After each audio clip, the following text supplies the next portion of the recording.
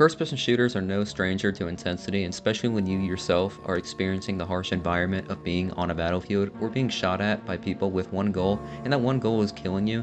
It's no surprise that these are the moments in gaming when you genuinely feel like you're on your toes, or almost feel like you yourself are in an intense situation where it's life or death, especially in a game where being tactical is necessary to survive. Let's talk about probably the most intense moment in gaming, where shit immediately hits the fan and survival mode is flipped on faster than Wizzo cheating on a diet. This episode of Did You Know Gaming, we're going to be looking at a particular moment from a game where an FPS game felt genuinely as immersive as possible and extremely intense, unlike anything of it. Today we're looking at a specific moment from one of my favorite missions from Battlefield 3. Now Battlefield 3 is already an intense game in general, but one particular moment from one of the missions felt genuinely terrifying and genuinely made me feel for a character that I cannot physically touch and know is not real.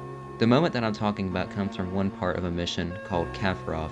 In this mission, you are in the POV of Russian soldiers who try to capture a man named Kafarov, as the mission suggests. In this mission, you go from jumping out of a helicopter to shooting your way through the jungle, then you make your way to a secret villa, infiltrating that villa, fight your way through that villa, through various rooms and areas within the building to locate and capture this so-called Kafarov. You switch perspectives between American and Russian soldiers as well. But there's one moment in this mission where if you haven't been immersed into the mission yet, then you're probably the goddamn SpongeBob robot that Plankton clones, because there's no fucking way in hell that a human being could not sit back and go like, oh whatever, that shit's stupid, you need to get some bitches anyway. There's one moment in this game that genuinely shakes you to the core having to go through it, at least for me. And that moment of course is where you go through the shooting range, or as I like to call it, the Red Room. This specific moment in the mission is what sets it apart from any other moment during this mission for me, and it probably is not only the most intense moment in the game, but it's probably the most intense moment in FPS history, period. But Tyler, what about the shooting range makes it so intense? Well, I'll tell you what makes this moment in the game give you the bowel movement boogie. So I've stated before, you are in the roles of Russian soldiers who eventually infiltrate this villa, and at some point, you reach this hallway with the villa and blast your way through the hall and reach the door. The door is then sealed off, and your allies tell you that you must find another way to navigate, and then open the door with no problem and start having armed schizophrenic episodes while leaving you to defend yourself. As your allies act like your drunk uncle on the 4th of July, you then travel down to the shooting range, and here's where shit hits the fan. Here's when all hope is up to your aim and stealth tactics. You now have to navigate your way through this pitch black silent shooting range with lasers pointing at you like a goddamn Jellyfish Jam concert. It's just you in this pitch black room with nothing but you, your weapons, and people trying to kill you. So let me tell you why this moment in the mission is so intense and dreadful. So number one, your allies abandon you and it's all up to you to get through this dark shooting range with no help whatsoever. Number two, the room itself is extremely dark and the only light you can make out is hints of red, which is already an unsettling color, which makes it even more intense when you're surrounded by pure darkness and no noise. On top of this, you have lasers scanning the walls like it's a goddamn Nardo Wick music video. You're already on the edge of your seat by this point, being immersed into this bleak and dark room with little to no help and absolutely no help whatsoever from your schizophrenic team looking like grandpa when the toaster goes off. Before even entering this room, I'd like to argue that the intensity has already started. You see, before you make your way down those stairs leading to the shooting range, your team starts going autismo mode and shoots at the Charlies and the truffle trees, which invokes a very loud and intense moment. The fact that you are now moving on your own, still hearing the eardrum-piercing rounds from your team go off, with the imagery of a dark, bleak area almost psychologically creates this foreshadowing of what to expect. Dread, and uncomfortable tension. So this already sets you up for discomfort. Also, I don't know if it's me who's only experiencing this, but when I was playing during this moment and the guns of my allies started going off, I was already trying to escape the noise of gunfire because number one, it's loud and it caught me off guard, and number two, if you've played Battlefield 3, or any other Battlefield campaigns for that matter, you know when the gunfire starts, you better take cover. And I've already been conditioned to take cover every time I hear gunfire, so now I'm desperately hiding like a fucking toddler from the parents that they're shitting all over the carpet. Because if you played this game, you know that even if you show yourself a little bit, you could run the risk of getting completely blasted to the fucking shadow realm. You can't reveal yourself at all. You also can't reveal yourself at all. It's like being a fucking porn actress in Iran. So now my Russian ass is trying to desperately seek cover before getting a spanking from Uncle Sam. And when I do find an escape down the stairs, while my helpful team is moving their trigger fingers like a divorced single mom at 3 in the morning,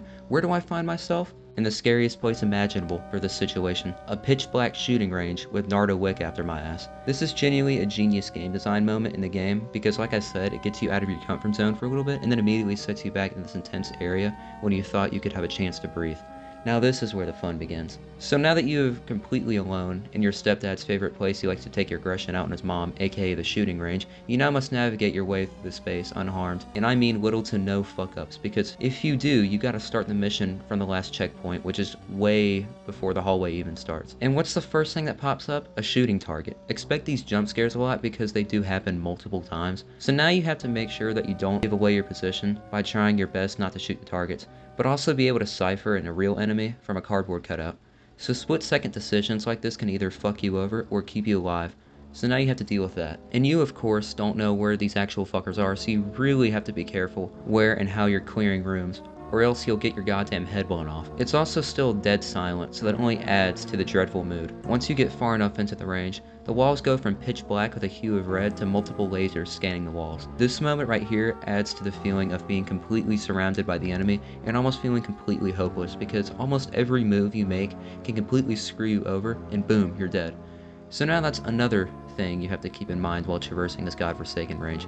And then you hear conversation between the enemy plotting on how to kill you as they plan their next move. I don't know about you, but hearing a bunch of Russian people in pitch black silence conversing about how to kill you and trying to find you scares the ever-living shit out of me. Also, the entire enemy placement in this area here is very well done, and they appear in places that you probably wouldn't expect most of the time, and it really keeps you on your toes, so you constantly have to expect the unexpected. Also, I don't know if it was me, but the gunfire in this range sounds a whole lot louder than any other area in the mission, so that only adds to the intensity. Especially being someone who doesn't favor loud noises, it only elevates the mood even more. The intimidation of pure isolation hits you at this point, and you are only so far that fucking up you genuinely cannot afford, because trust me, it's a bitch having to get back to this mission over and over again, considering how far back the last checkpoint is. So after well executed shooting on your part, you now finally make your way down the stairs, which is the most intimidating part of the range because it almost teases you, knowing you're right there, but you only have a few more steps to take. But as you've learned, the slightest mistake can completely send you back to where you started, so now the torture really sets in. You must maintain well-thought movement and tactical execution with little to no mistakes, and the punishment is pretty harsh considering how far back you'll have to go if you die. So now it's time to get even more serious. You have one more wave to go before you can leave this godforsaken range. And hopefully you do, because if you don't, you know where you're gonna have to restart. And then you finally exit this hellish area and get a chance to breathe. Hold up, there's still people shooting at me, god damn it. For these reasons, I truly believe that this particular area in Battlefield 3 is one of the most intense, if not the most intense moment in first-person shooter history.